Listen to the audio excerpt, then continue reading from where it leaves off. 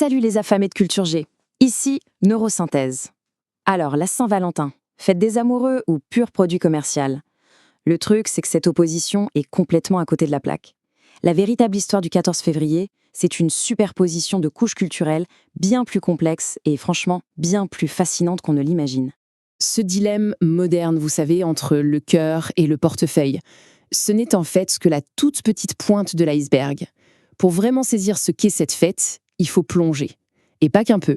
On parle de près de 2 millénaires d'histoire. Et pour ça, voilà notre feuille de route. On va décortiquer ces strates historiques, une par une, pour enfin comprendre le vrai visage de la Saint-Valentin. C'est parti. On commence avec la toute première couche. Et attention, ça nous ramène direct dans la Rome antique pour une fête qui était, disons, brutale et très sexualisée. On est très très loin des bouquets de roses. Oubliez Cupidon et ses petites flèches mignonnes. La célébration d'origine, c'était les Lupercales. Et c'était en l'honneur de Lupercus, un dieu de la fertilité beaucoup plus primaire, souvent représenté mi-homme, mi-bouc. Ça pose l'ambiance.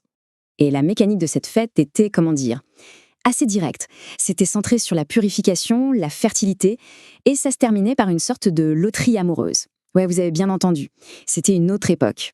Évidemment, face à cette débauche païenne, l'Église primitive ne pouvait pas rester les bras croisés. Sa réponse, une stratégie absolument brillante de substitution culturelle. L'idée, c'était d'absorber le rituel pour mieux le remplacer. Voici la mécanique de cette prise de contrôle.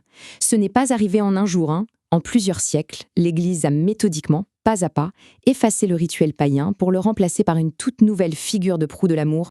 Et pour ça, il fallait une arme narrative parfaite. Et cette arme, ce fut Valentin, un martyr de l'amour, mort pour avoir une idée couple contre la loi de l'empereur. Le symbole était juste trop puissant pour ne pas être utilisé. C'était l'histoire idéale. Mais attention, il faut bien comprendre une chose. Même après cette christianisation, le 14 février n'avait toujours rien de romantique. La romance, en fait, c'est une invention purement poétique et qui arrive bien plus tard. Tout a basculé au XIVe siècle en Angleterre à cause d'une croyance populaire. Le 14 février serait le jour où les oiseaux s'accouplent. Ça peut paraître anecdotique comme ça, mais cette idée est devenue une métaphore poétique surpuissante qui a été immortalisée par des écrivains comme Geoffrey Chaucer. Et c'est un Français, le poète Charles d'Orléans, qui va importer cette tradition chez nous. Après 25 ans de captivité en Angleterre, il revient et il ancre définitivement ce lien entre la date et l'amour courtois à la cour de France. Le virage est pris. On arrive maintenant à la 4e et dernière couche, la plus récente.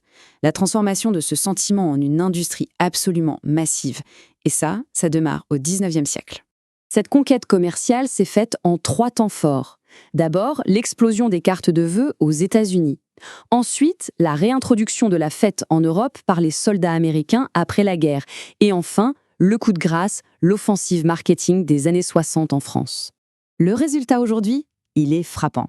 Tenez-vous bien, 80% des ventes annuelles de roses en France se concentrent sur cette seule et unique journée. C'est l'illustration parfaite et un peu folle de la puissance de cette machine commerciale. Bon, alors, une fois qu'on a dit tout ça, que révèle cette archéologie de la Saint-Valentin? C'est là, justement, que l'analyse neurosynthèse prend tout son sens. L'enjeu, il est là. Ce qu'on célèbre, ce n'est pas une fête, c'est ce qu'on appelle un palimpseste culturel. C'est comme un vieux parchemin qu'on a gratté et sur lequel on a réécrit encore et encore. Un rituel païen, recouvert par une stratégie chrétienne, elle-même réinventée par la poésie, puis finalement avalée par le commerce. Au fond, la Saint-Valentin, ce n'est rien d'autre qu'un miroir tendu à notre société. Elle raconte notre propre évolution, notre rapport changeant à la sexualité, à la religion, à l'amour idéalisé et bien sûr à la consommation. Alors la vraie question, c'est celle-ci. Quand on offre une rose le 14 février, qu'est-ce qu'on célèbre au juste? La fertilité païenne, le sacrifice d'un saint, l'amour courtois des poètes ou le triomphe du marketing? Parce que ce simple geste porte en lui 2000 ans de conflits et de transformations. Si cette synthèse a nourri votre curiosité, sachez qu'une dose de savoir quotidienne vous attend dans la newsletter Neurosynthèse. Le lien est juste en bio. À très vite!